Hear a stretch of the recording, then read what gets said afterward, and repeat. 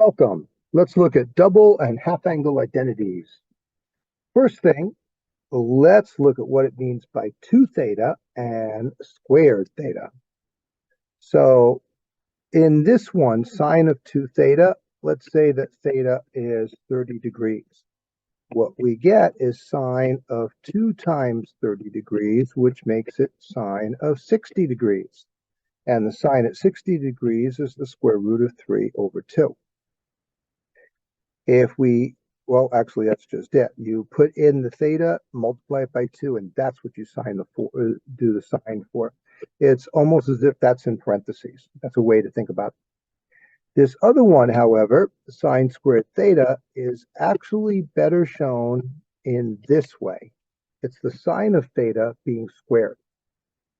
Now, that would be a better way to say it's like that is more grammatically correct, but it has been accepted and conventional to do it with the 2 after the sign, the exponent 2. So even though it doesn't really make sense, it is the right way to do it here in order to, because that's what everyone in the math world shows and sees. So let's see what happens if we were to do the same 30 degrees. If theta is 30 degrees, it would be the sine squared 30 degrees, which would be as if doing sine of 30 degrees squared. And that's what we're actually going to do. We're going to find the sine of 30, which is 1/2, and we're going to square it. So it would be following this one over here. And that would become 1/4. So where the 2 is and what it means makes a pretty big difference. Now let's use a double angle identity. That's what this is a double angle. You've doubled it up. Okay? Now let's take a look at where these identities are. Here is the list of formulas, and when we look around at it, we look for double angle formulas over here. Now notice that sine of a double angle, there's only one possibility. For cosine of a double angle, there's actually 3 different things. One of them has cosine and sine both in them. One of them is just cosine, and one of them has just sine. So if you know just the sine, you can do one of them, or just the cosine, you can do another. If you know both of them, you'd have the choice of the cosine squared theta minus sine squared theta. But notice in every one of these cases, and including with the tangent one down here, what happens is that this double angle is no longer doubled over here. This doubled angle is no longer doubled on any of those. This doubled angle no longer doubled on any of those. All the angles here are just normal angles. Well, the problem we're using the sine of 2 theta. So let's come to it. Okay. So we also want to find the exact value. So one thing we can't do is just put it in the calculator. We actually have to use the formula and keep it to fractions unless they can be reduced. So the formula is that sine of a double angle is equal to 2 times sine of the angle, cosine of the angle. And here we are given the cosine of the angle. Well, in order to do this, which means I can put in the cosine of the angle, I can say 4/5 here. Okay. The problem is we don't know what sine is, and there's a blank there. So we need to find the sine of the angle, and this is where we recognize that the cosine of an angle is the x value over the r, which means in this case the x is a 4 and the r is 5. So we can use x squared plus y squared equals r squared in order to figure out what the y is. So 4 squared plus y squared is equal to 5 squared, 16 and 25. So we'll subtract 16 from both sides. Okay? And we're going to get that y squared is equal to 9. So y is equal to plus or minus 3. So now we have to think about where we are, which of the quadrants is the y value is for the sine, so it's either negative or positive based on the quadrants. And here we have our restricted domain. And what that means that theta is between 0 and pi over 2 is that we are in this quadrant here, 0 and pi over 2 are 90 degrees. In that quadrant, both the cosine and the sine are positive. Therefore, the negative part is thrown away here. And since the sine of an angle is going to be a y value over the r, that means it's equal to 3 over 5. And so over here, I'm going to put 3 over 5. And this is just a matter now of multiplying it out. 2 times 3 times 4, because it's like 2 over 1 here.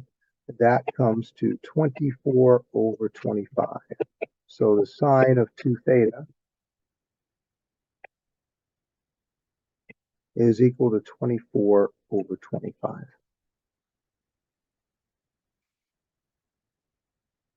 What you have seen here is using a formula, and because we didn't know one of the things we weren't given, we had to use a different formula to boil down to get that y equals 3, and therefore use that in the problem.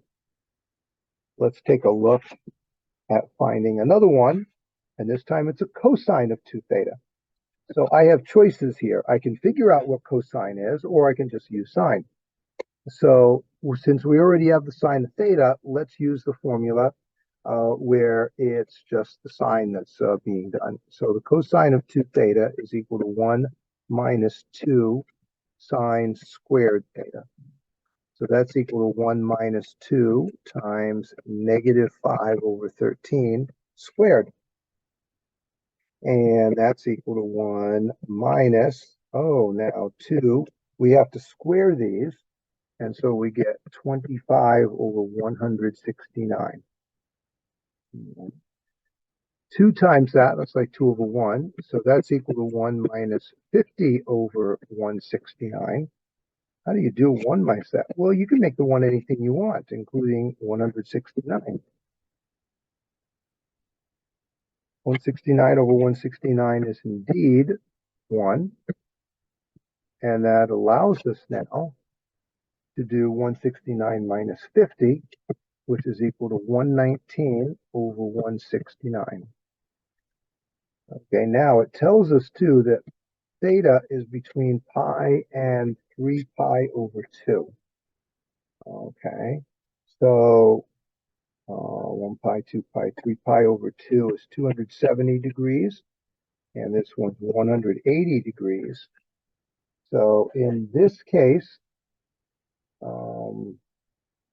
how will that affect us here? So the sine is negative down here. Well, the cosine of 2, actually it won't really affect us because the angle may have to be negative, but we don't really care about that. What we care about is what's the cosine of it. So what we've done is cosine of 2 theta is equal to that number. Let's write it more carefully. Cosine of 2 theta is 119 over 169. And in a way that makes sense here because the angle theta would have a negative cosine because it's in the third quadrant. But now if you double it, if you multiply that angle by 2, you would get into the first quadrant where it would be a positive. And therefore you would have a positive result. So double the angle gives you a larger cosine or a different cosine. And so that is our answer for this one. So in this case, the restricted domain did not affect us at all. Let's do the next one. Different angles, half angle formulas, and this is where now, look, we're dividing by 2 instead of multiplying by 2. Come back to the formulas list, and up at the top, the only thing in the third column, here's sine of an angle over 2, alpha they're using for the angle this time. So sine, cosine, and tangent, whichever way it is, we're going to be doing a square root, a plus, a minus, and a square root. 1 minus, or 1 plus, or 1 minus, and 1 plus. And in 2 of them, we divide by 2. All right, so the one that we're doing down here, get back to it in page 4, find the exact value of theta over 2 if, and we know this part right now, sine theta is 3 over 5, and we're between 90 degrees and 180 degrees. And there it's negative for the cosine and positive for the sine. And tangent would therefore be negative because one's negative and one's positive. All right, let's take a look next at what we do, the formula we'll use.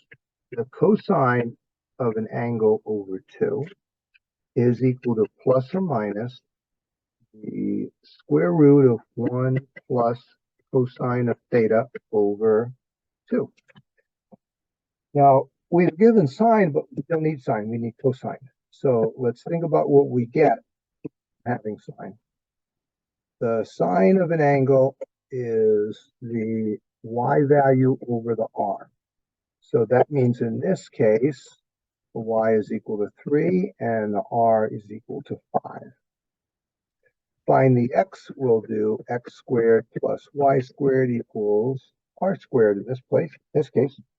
So we have x squared plus 3 squared is 9 plus r squared is 25. Subtract the 9 from both sides. Oops. And if we do that, now we have that x squared is 16. So x is plus or minus 4. So we come back up here, and between 90 and 180, since the cosine's negative, then we'll use the negative and not use the positive here. And that means if we want the cosine is x over r. Now we know the x is a negative 4, the r is still 5. It's a negative 4/5. So cosine of theta over 2 is equal to plus or minus the square root of 1 plus a negative 4/5 over 2. Cosine of theta over 2 plus or minus. Now this is a minus here.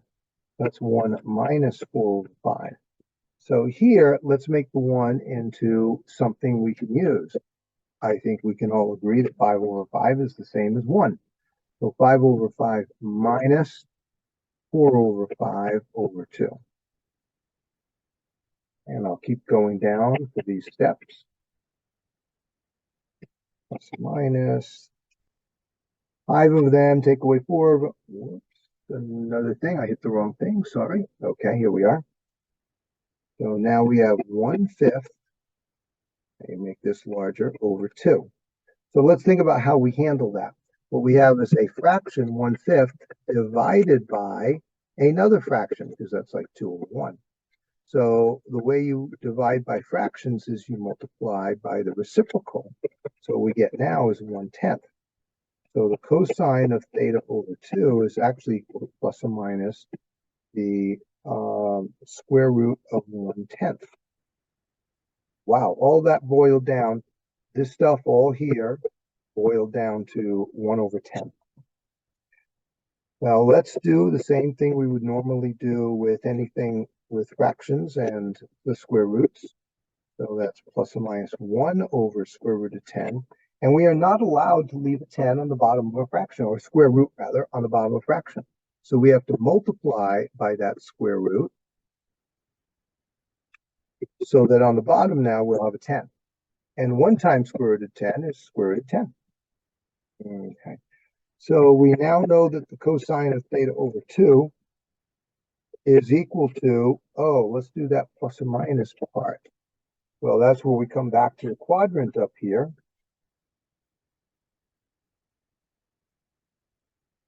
And this is the second quadrant, so it could be negative, but now 1/2, if I take any number that's in the second quadrant and I divide it by 2, it's actually going to be a positive now, right? So that means that we will keep it a positive. Okay, it can't be a negative because we're going to be less than 90 once we divide by the 2. That means we'll use only the positive answer here.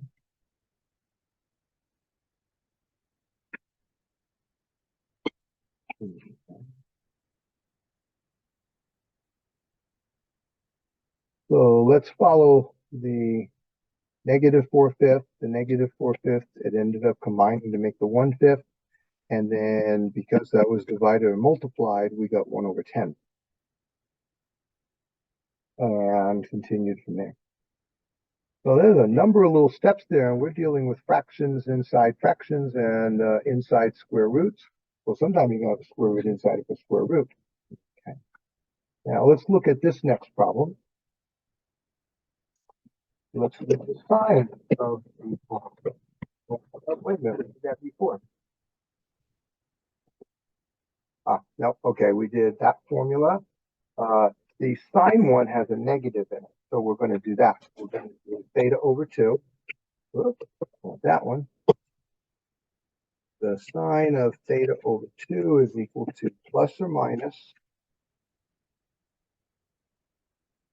the square root of 1 minus cosine theta over 2. So we are given tangent. Well, we need cosine instead. But what the tangent gives us, the tangent of theta, if that's 4/3, the tangent is the opposite over the adjacent. This is where SOHCAHTOA TOA comes in. TOA, T-O-A, that's the opposite, and that's the adjacent. Or in the terms of what we're doing, the opposite is the y value and the adjacent is the x value. And used to that anyway for tangent, it's y over x or sine over cosine. But that tells us that the y is 4 and the x is 3. So I can do x squared plus y squared equals r squared to get r. Because for the cosine of the angle, we need to have x over r. Well, we have x, but we don't have r. So 3 squared is 9, and 4 squared is 16. Oh, that's 25. So r is equal to plus or minus 5. So the cosine of theta is going to be 3/5, but I have to determine if it's positive or negative. And here, this is showing that the angle, it's not a double angle right now here either. The double angle is between pi and 3 pi over 2, which is the third quadrant. It's here. And there, both sine and cosine are negative. So that means we have to use the negative with this one, negative 3/5. Now we can come back over here. So it's plus or minus the square root of 1 minus a negative 3/5 over 2. And now I'm just going to do the math work that's involved with this. That's 1 plus 3/5 over 2. That 5 needs to be seen as 5/5 because that is the same, 5/5. So now what we get, follow this some more, plus or minus the square root of 8/5 over 2. Well, let's work that out. 8/5 divided by 2, which is 2/1. And if it's a fraction that we're dividing by, instead we're going to multiply. And 2 goes to 8 4 times, so we have 4/5. So the sine of theta over 2 is equal to plus or minus square root of 4/5, which is plus or minus square root of 4 over square root of 5, plus or minus 2 over square root of 5. Rationalize it. So it's plus or minus 2√5 over the number 5. So what we need to determine now is whether it's plus or minus. So here, theta over 2 is in, so the theta is in the third quadrant. Right? So if I take half of it, then that means it's going to actually be in the second quadrant. So half of it would bring me down to the second quadrant. In the second quadrant, cosine is positive. So, whoops. So this is this quadrant, but that's for theta. So theta over 2, theta over 2, though, is going to be down here in this one. And in that one, it's negative for the cosine, but it's positive for the sine. So that means we'll be using the positive. Sine of theta over 2 is equal to positive 2√5 over 5.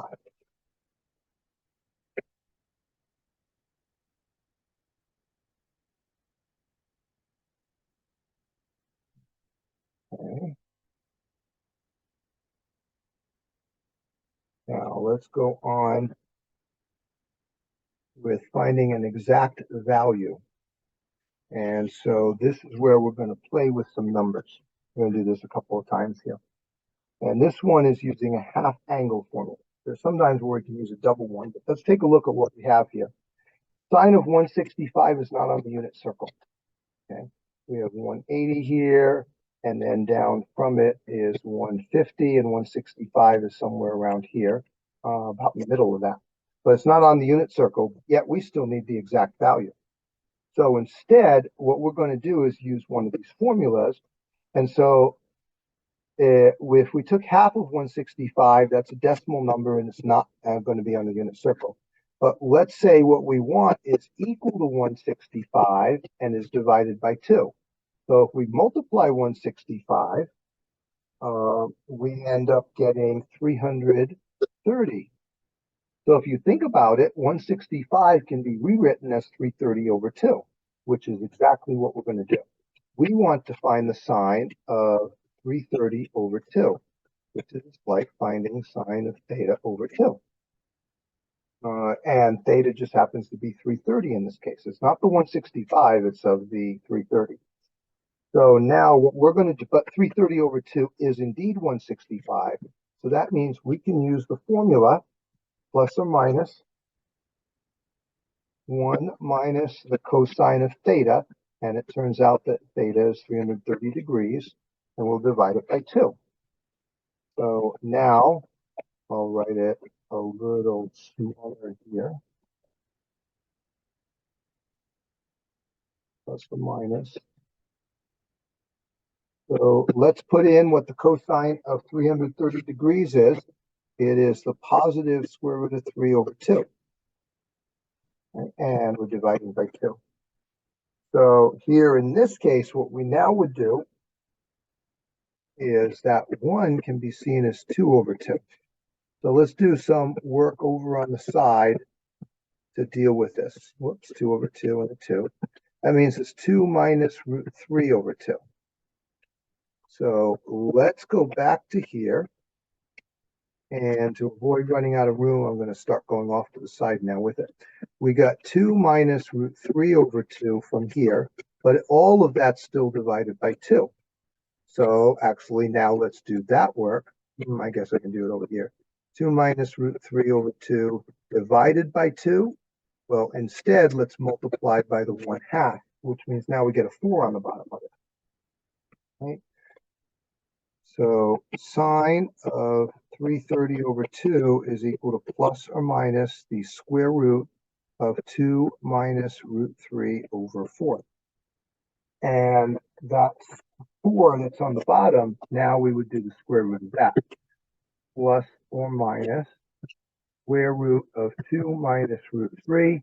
Well, let's take the square root of 4, and that's just 2. So we're separating it out now because I would use the square root on this part and the square root on this part now. And that gives me that 2. Now, let's determine this, whether it's plus or minus. The 330 is in the 4th quadrant, and that one would be a negative, except that it's really 165. 165 is in the 2nd quadrant, where cosine is negative, but sine is positive. And therefore, we would not use the negative. We'd only be using the positive answer for that. This is a weird answer, I agree, but it's because we have a square root inside a square root, but that's perfectly legal. That is okay to do. So what I should write here is sine of 165 degrees is equal to this. Interesting way to show it there, but that's going to work. Okay. Now, let's do the same thing with this one. 112.5, let's think of that as something divided by 2, which means if we double 112.5, we get 225, which is on the unit circle. So let's do the cosine of 225 over 2 using the formula plus or minus. And it's 1 plus the cosine of the angle, this angle here, theta, over 2. So cosine 225 over 2 equal to plus or minus. We need the cosine of 225. Well, 225 in the third quadrant is a negative, and it's a negative root 2 over 2. And I can see I need a 2 here, so I'm going to do 2 over 2. Over 2. So let's do lots of 2's in this one. Let's work this out. The top part of it is 2 over 2 minus root 2 over 2. And therefore, they're the same numbers, or the same denominators, so we can put a 2 there. But then we're dividing by 2. So what we have is this part becomes here. So we have 2 minus root 2 over 2, all of that divided by 2 over 1, because, I put a 1 under it. But then I should divide by 2 over 1. But instead of dividing, it should be multiplying by the reciprocal. And if I multiply by the reciprocal, okay, now I'm going to get that, actually, let's work this out back here. Cosine 225 over 2 is equal to plus or minus. Okay. So I have that times 1/2, so I have to play with, it's going to be 2 minus root 2 over 4. Okay. Oh, yeah, over 4, because now the 2 will multiply by the 2. Okay.